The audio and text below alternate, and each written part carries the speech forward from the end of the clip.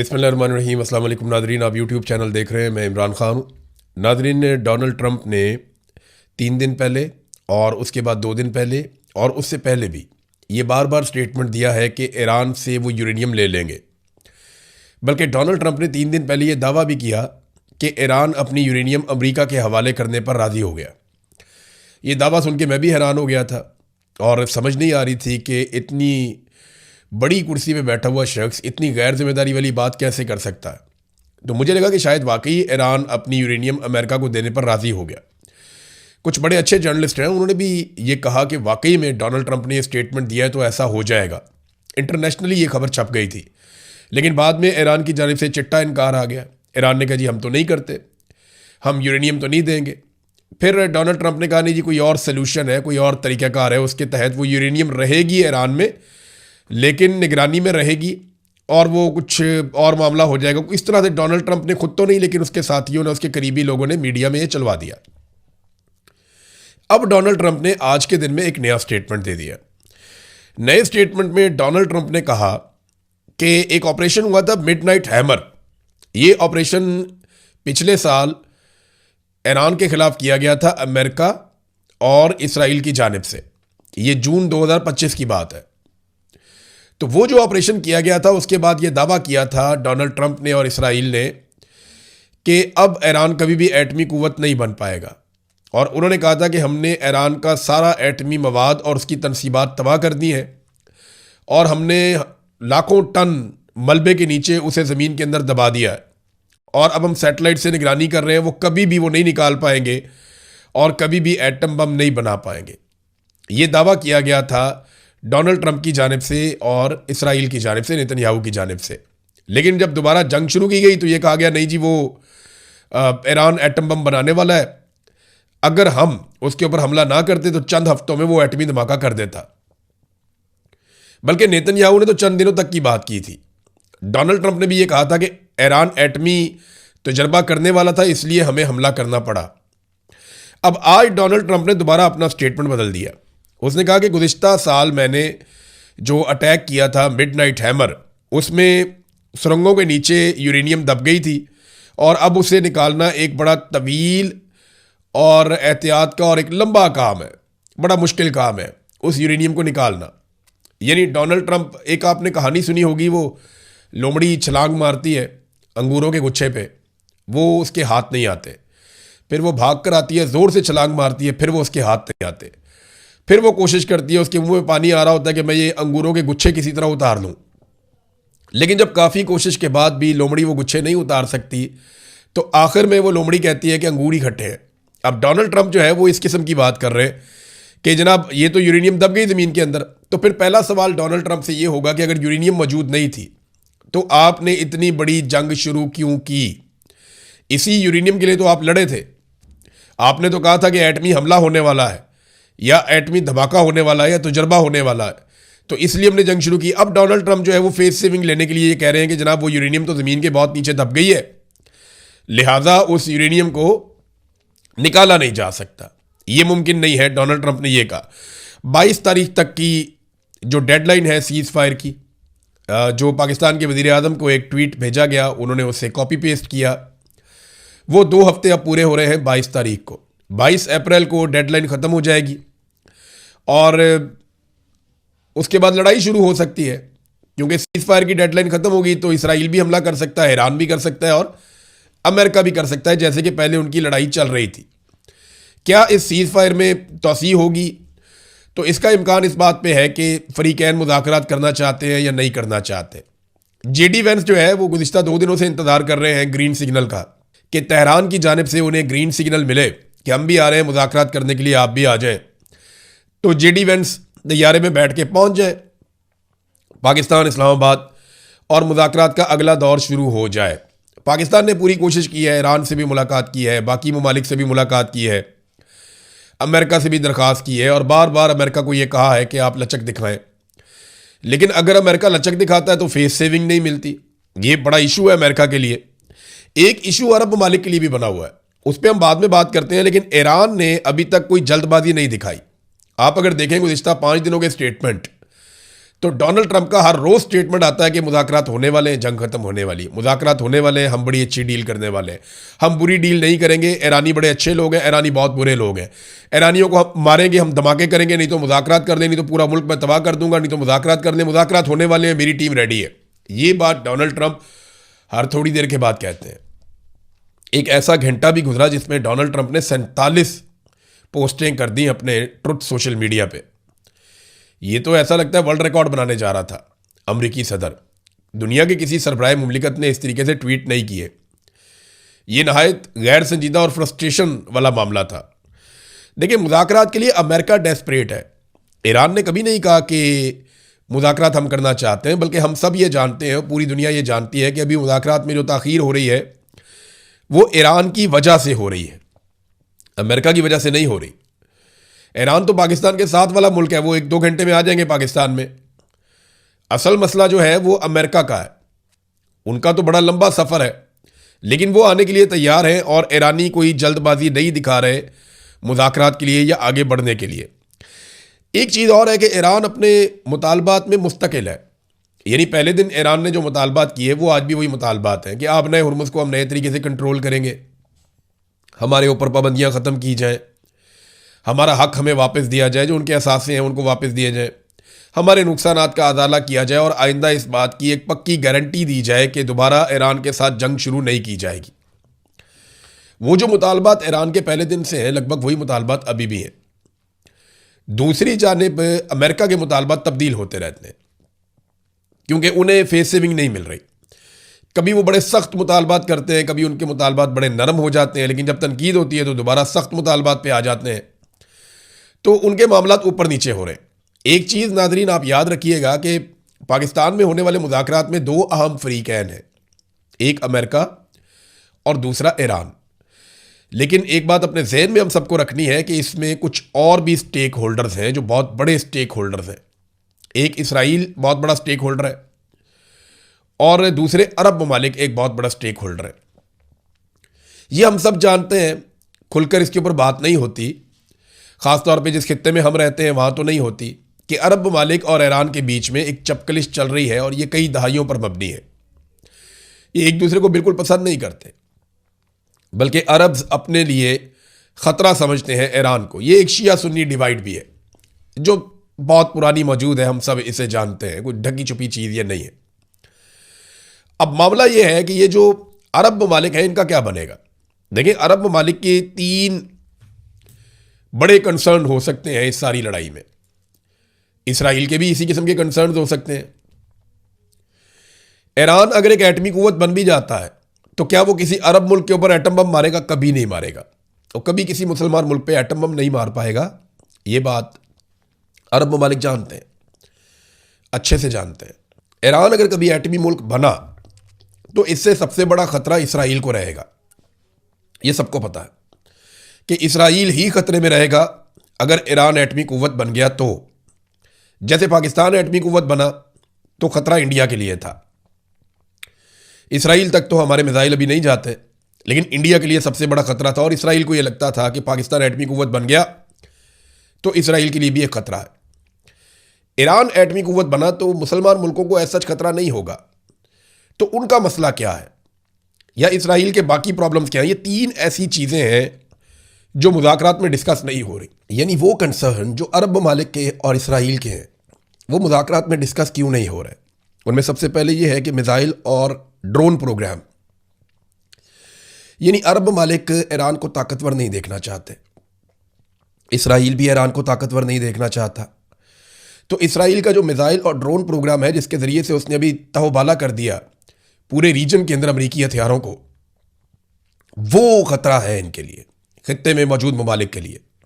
तो उनकी एक ज़रूरत है कि इसराइल का जो मिसाइल और ड्रोन प्रोग्राम है उसका ख़ात्मा हो जाए। दूसरा, वो ईरान के अंदर एक रजीम तब्दील करना चाहते थे। वो ईरान में एक ऐसी हुकूमत चाहते थे जो खामनाई से आज़ाद हो, या वो जो एक मजहबी हुकूमत ईरान में बनी हुई है जिसको इंतहा पसंद हुकूमत कहते हैं, अरब ममालिक और इसराइल ये चाहते थे वहाँ पर रजीम तब्दील हो जाए। तीसरा, ईरान कुछ प्रॉक्सीज को सपोर्ट करता है अरब ममालिक और इसराइल के मुताबिक, जिनमें हिजबुल्लाह है, हमास है, हौसी हैं, और दीगर कुछ ग्रुप हैं जिन्हें ईरान सपोर्ट करता है इस रीजन में। अरब ममालिक ये चाहते हैं कि ईरान वो सपोर्ट भी ख़त्म कर दे और वो सपोर्ट ना कर पाए। तो इसके लिए ज़रूरी है कि ईरान में एक नई हुकूमत बन जाए, ये प्रॉक्सीज़ की सपोर्ट बंद हो जाए और ईरान का मिसाइल और ड्रोन प्रोग्राम मज़ीद महदूद हो जाए या ख़त्म हो जाए। ये चीज़ें तो टेबल पे ही नहीं है। टेबल पे तो मेन चीज़ें दो हैं अमेरिका की जानिब से। एक, आपने हुर्मुज़ इसको खोल दो, वो तो पहले ही खुली थी, तो फिर बंद क्यों करवाई थी? लड़ाई करके बंद करवा दी, अब कह रहे हैं खोलो। और ईरान ने थोड़े दिन पहले जब खोली तो अमेरिका ने मुहासरा करके दोबारा बंद करवा दी। और दूसरा, यूरेनियम या एटमी कुव्वत बनने का मामला है, उस पर ईरान यकीन दहानियाँ करवा सकता है। तो अब अरब ममालिक और इसराइल के लिए अगर ये मुज़ाकरात होते हैं और कामयाब हो जाते हैं तो उनके लिए इसमें क्या है, ये एक बड़ा सवाल उनके साथ रहेगा। नेटो से ज़्यादा अरब ममालिक ने हमारे साथ ताउन किया, वो बहुत अच्छा लड़े हैं, ये बार बार डोनाल्ड ट्रंप ने कहा। अरब ममालिक बार बार कहते हैं कि हम किसी लड़ाई के अंदर शामिल नहीं थे, हमने ये लड़ाई लड़ी ही नहीं, जबकि अमेरिका बार बार कहता है कि शाबाश देता हूं मैं अरब ममालिक को, वो हमारे साथ बहुत अच्छा लड़े हैं गल्फ ममालिक। और ईरान कहता है, देखो ईरान को वहाँ से जवाब मिल जाता है ना हमले का। ईरान कहता है देखो डोनाल्ड ट्रंप भी कह रहा है कि अरब ममालिक हमारे खिलाफ लड़ाई में शामिल हुए हैं। अब अरबों का मसला यह है कि आपने हुर्मुज़ खुली रहे और पुराने तरीके से खुली रहे। ईरान जो है उसको एक नई कंडीशन के तहत खोलना चाहता है। अमेरिका कभी कभी उसके ऊपर आमादगी भी जाहिर कर देता है। तो इस लड़ाई का बेनिफिशरी कोई भी अरब मुल्क नहीं बन पाया। क्या इसराइल इस लड़ाई का बेनिफिशरी है? नहीं, वो भी नहीं है। उसकी वजह यह है कि यूरोप में जो ममालिक कुछ हद तक इसराइल को सपोर्ट करते थे, वो सपोर्ट भी इसराइल के हाथ से चली गई। और अगर इस लड़ाई का सबसे बड़ा लूज़र देखा जाए, जिसको सबसे बड़ा नुकसान हुआ है, वो डोनाल्ड ट्रंप और उसकी रिपब्लिकन गवर्नमेंट है अमेरिका में। उनके खिलाफ लोगों का रद्द-ए-अमल इतना ज़्यादा हो गया कि आज 63% अमरीकी नए सर्वे के मुताबिक उनके खिलाफ है। ईरान ने बड़ी रिजिलियंस शो की है। ईरान ने अपने कमर्शियल एयरपोर्ट बड़ी कम मुद्दत के अंदर 2 हफ्ते के अंदर दोबारा मुरम्मत करके खोल लिए हैं। ईरान ने कहा था कि हम अपने एयरपोर्ट, अपनी सड़कें, अपने प्लांट्स हम दोबारा बना लेंगे, लेकिन अमेरिका अपना मुकाम दोबारा बहाल नहीं कर सकेगा। इसकी चौधराहट वापस नहीं आएगी जो हमने इसके साथ कर दिया है, और यही दिखाई दे रहा है। डोनाल्ड ट्रंप ने बताया कि जो कल जहाज पकड़ा था ईरान का, अमेरिकन ने एक जहाज पे कब्जा किया था ना, ये रिपोर्ट भी हुआ। तो डोनाल्ड ट्रंप ने कहा उसके अंदर कुछ ऐसा सामान था जो अच्छा नहीं था, और वो सामान चीन ने तोहफे के तौर पे दिया था। ट्रंप ने ये नहीं बताया कि उसके अंदर क्या था, कोई फ्यूल था, कुछ और चीज़ थी, कुछ हथियारों में इस्तेमाल होने वाली कोई चीज़ थी, या इंटेलिजेंस में इस्तेमाल होने वाली कोई चीज़ थी। ये बताया नहीं अमेरिका ने, डोनाल्ड ट्रंप ने, लेकिन ये इल्ज़ाम लगाया और ये कहा कि मैं ये समझता था कि प्रेसिडेंट शी के साथ हमारे मामलात बहुत अच्छे चल रहे हैं और हमारी समझबूझ एक जैसी है। तो मायूसी का इजहार किया डोनाल्ड ट्रंप ने कि उस जहाज़ में कोई अच्छी चीज़ें हमें नहीं मिली। एक और ऑयल टैंकर पकड़ लिया एशिया पैसिफिक में अमेरिका ने, ईरान का। अब ये चीज़ें आहिस्ता आहिस्ता मामूल बन रही हैं। इसके रद्द-ए-अमल में ईरान मजीद सख्ती करेगा आपने हुर्मुज़ में, और हो सकता है कि आने वाले दिनों में हौसी बागी बाब मंदब को बंद कर दें। तो फिर पूरा रीजन जो है वो बैठ के सोचता रहेगा कि अब ये इलाके खुलवाने कैसे हैं। ग्राउंड रियलिटी ये है कि आप जितना मर्जी ताकतवर अटैक करें, आपने हुर्मुज़ को ताकत के बलबूते पर अगर अमेरिका के साथ मजीद ममालिक भी मिलकर आ जाएं तो वो ईरान से नहीं खुलवा सकते। वहां पे वाकयात होते रहेंगे, जहाज हमेशा खतरे में मौजूद रहेंगे। हाँ, ये अलग बात है कि अगर पूरा का पूरा ईरान फतह कर लिया जाए, वहां के सारे लोगों को यरगमाल बना लिया जाए, तो वो मुमकिन नहीं है। ये आज तक इराक में नहीं हो सका, ये आज तक शाम में नहीं हो सका, अफगानिस्तान में नहीं हो सका, तो ईरान में कैसे होगा? ये मुमकिन नहीं है। नाज़रीन, इमरान खान साहब की बहनें आज क्योंकि मंगल का दिन था, एक मरतबा फिर गई इमरान खान साहब को मिलने के लिए अडियाला जेल, और आज वो तकरीबन तनहा थी। बहुत थोड़े से लोग उनके साथ थे, बहुत थोड़े। तो आहिस्ता आहिस्ता इमरान खान की बहनों को, उनकी फैमिली को तनहा कर दिया गया। इमरान खान साहब पहले ही कहते तन्हाई में है, और पाकिस्तान तहरीक इंसाफ के कुछ लोगों ने इमरान खान साहब की बहनों पर तनकीद करते हुए उनको मजीद तन्हाई का शिकार कर दिया। इमरान खान की बहन से जब सवाल पूछा गया कि सुहेल अफरीदी के कारकुन कहते हैं कि लायामल दो, सुहेल अफरीदी कहते हैं कि इख्तियार मेरे पास नहीं है, आप किसकी तरफ देख रही हैं? उन्होंने कहा हम बहनें अपनी तरफ ही देख रही हैं। हम पार्टी से दबाव बढ़ाने का कहते हैं, रिक्वेस्ट करते हैं कि प्रेशर डालें, तो ये गुस्सा कर जाते हैं। हमें कहते हैं कि आप मुदाखलत कर रही हैं। हम इनसे क्या मांग रहे हैं? सिर्फ दबाव डालने का ही तो कह रहे हैं। हम बहनें आती रहेंगी, हम पर हर किस्म का तशद्दुद इस्तेमाल कर लिया। हमने तो तहरीक इंसाफ की तंजीमी ओहदेदारान को यहाँ बुलाया हुआ है कि हमारी मदद करें। वर्कर्स को तो पकड़ कर ले जाते हैं यहाँ से जब वो आते हैं। अलीमा खानम ने जलसे के बारे में भी कहा कि जलसा आप मनसूख कर रहे थे तो कम से कम इमरान खान का अस्पताल में इलाज ही करवा लेते। हुकूमत के ऊपर दबाव था, वो ये चाह रहे थे कि पूरी दुनिया में अच्छा इमेज जाए, तो बड़ी अच्छी बात थी, ठीक है अच्छा इमेज जाता, लेकिन कम से कम इमरान खान का अस्पताल में इलाज करवा लेते इस दबाव के ज़रिए से। तो हम अगर पाकिस्तान तहरीक इंसाफ से मदद नहीं मांगेंगे तो किससे मांगेंगे?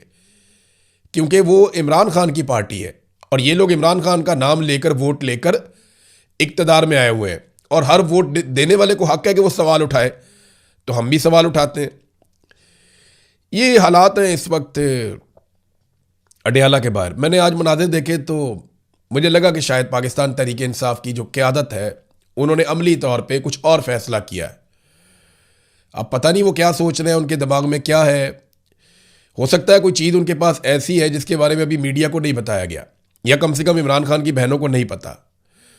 दूसरी तरफ मियाँ नवाज शरीफ को एक मरतबा फिर लॉन्च किया गया है और नवाज शरीफ साहब कौम की खिदमत करने के लिए मैदान में आ गए।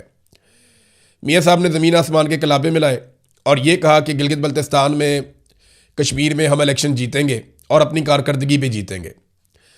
कारकर्दगी इनकी पूरी कौम के सामने है। अवाम का हेल्थ कार्ड बंद करके इन्होंने अवाम को एड्स का तोहफा दे दिया है। पंजाब में एड्स के केसेस बढ़ते जा रहे हैं। जाली पुलिस मुकाबले अरूज पे है। कोई नया तरक्याती प्रोजेक्ट बड़ा इन्होंने नहीं बनाया। उस्मान बुज़दार और परवेज़ इलाही के मंसूबों के ऊपर दोबारा तख्तियाँ लगा रहे हैं। जो इमरान खान ने किया उसमें से आधे काम इन्होंने बंद कर दिए हैं। बड़े बड़े तरक्याती मंसूबे सारे बंद हैं। और पाकिस्तान रोज़ाना के हिसाब से, मैं पिछले 2 साल की कहानी आपको सुना रहा हूँ, पिछले 2 साल में पाकिस्तान ने रोज़ाना के हिसाब से 21 अरब रुपए का कर्जा लिया है। हर घंटे पाकिस्तान तकरीबन 1 अरब रुपया कर्जा ले रहा है। हर घंटे 1 अरब रुपया, 100 करोड़ हर घंटे हम ले रहे हैं। ये 21 अरब रुपए रोजाना कहाँ खर्च हुए? क्या पाकिस्तान में कोई डैम बना? क्या पाकिस्तान में कोई बहुत बड़ी मोटरवे नहीं बनी? क्या पाकिस्तान में नए तालीमी इदारे बने? क्या पाकिस्तान में नए अस्पताल, यूनिवर्सिटीज, खेलों के मैदान बने? क्या पाकिस्तान में टेक्निकल एजुकेशन के लिए कोई बहुत बड़ी चीज़ें बनी? क्या पाकिस्तान में कोई बहुत बड़ी इंडस्ट्री लग गई? क्या पाकिस्तान बहुत तरक्की कर गया, बहुत आगे चला गया आईटी के शोबे में, तालीम के शोबे में, सेहत के शोबे में, ज़राअत के शोबे में, इंफ्रास्ट्रक्चर के शोबे, किसी एक चीज़ में पाकिस्तान आगे गया हो तो बताएं। ये 21 अरब रुपया रोज़ाना कर्जा लेते हैं। ये किसकी जेबों में जा रहा है पैसा और कहाँ पे इस्तेमाल हो रहा है, इसका हिसाब जब इनसे मांगो तो ये कहते हैं आप गद्दार हैं और गद्दारी का मुकदमा दर्ज कर देते हैं। पाकिस्तान की तारीख का रिकॉर्ड कर्जा इन्होंने पिछले 2 साल में लिया है और जो तरक्याती मंसूबे थे उनकी रिकॉर्ड बंदिश भी हुई है। यानी कोई बड़ा तरक्याती मंसूबा ये हुकूमत इस वक्त नहीं चला रही। मेरी पाकिस्तानियों से गुजारिश है कि इससे पहले कि नवाज शरीफ वाकई खिदमत करने के लिए मैदान में आ जाएं, आप उनके आगे हाथ जोड़ दें, उनकी मिन्नत कर लें। मियाँ साहब को कहें, मियाँ साहब अल्लाह का वास्ता और खिदमत ना कीजिएगा। मियाँ साहब की खिदमत की सिर्फ 2 मिसालें आपके सामने रखूंगा, आप सर पकड़ के बैठ जाएंगे। छोटी छोटी 2 मिसालें, LNG टर्मिनल और IPPs। यानी गैस आए या ना आए, आपने हर महीने $15 मिलियन देने हैं टर्मिनल्स को। ये मियाँ साहब का कैपेसिटी पेमेंट वाला एक मुआहदा। आज कतर में गैस नहीं दे रहा, लेकिन हम LNG टर्मिनल को $15 मिलियन दे रहे हैं हर महीने। LNG पैसा हम दे रहे हैं, हमारे पास गैस नहीं है और अवाम की जेब कट रही है। ये मियाँ नवाज शरीफ ने किया। IPPs वो भी ऐसे ही है, बिजली आए या ना आए आपको बिल देना पड़ेगा। यानी गैस ना आए फिर भी बिल देंगे, बिजली ना आए फिर भी बिल देंगे। वजह क्या है? मियाँ नवाज शरीफ के लगाए हुए मंसूबे। 1 यूनिट बिजली इस्तेमाल करते हैं और 3 यूनिट के आप पैसे देते हैं, फिर भी लोड शेडिंग हो रही है और यूनिट की कीमत भी 4 गुना बढ़ा दी है जब से इमरान खान साहब की हुकूमत गिरी है। ये खिदमत नवाज शरीफ ने की पाकिस्तानियों की। मियाँ साहब के आगे पूरे पाकिस्तान को हाथ जोड़ने चाहिए। मियाँ साहब बड़ी मेहरबानी, हमें और खिदमत नहीं करवानी। बहुत शुक्रिया आपका, आपने बड़ी कौम की ऐसी तैसी फेर दी, आप जाके घर बैठे हैं सर, बड़ी मेहरबानी। जिस तरह के आपने मंसूबे लगाए हैं, ये मंसूबे अगर आप ना लगाते तो आज पाकिस्तान कहाँ से कहाँ पहुँच जाता। अगर हम अपने वसाइल पे भरोसा करते, हम पानी से बिजली बनाते, हम बाकी जो सोर्सेज हैं उनसे हम बिजली बनाते और IPPs के चक्कर में, इतनी बड़ी बड़ी कमीशनों के चक्कर में हम ना पड़ते जो शहबाज शरीफ का बेटा तक लेता है, तो आज पाकिस्तान शायद आगे निकल जाता। लेकिन इन्होंने हमेशा अपनी ज़ात को आगे रखा पाकिस्तान से। अब तक के लिए इतने ही, अपना ख्याल रखिएगा, अपने इस चैनल का भी। अल्लाह हाफ़िज़।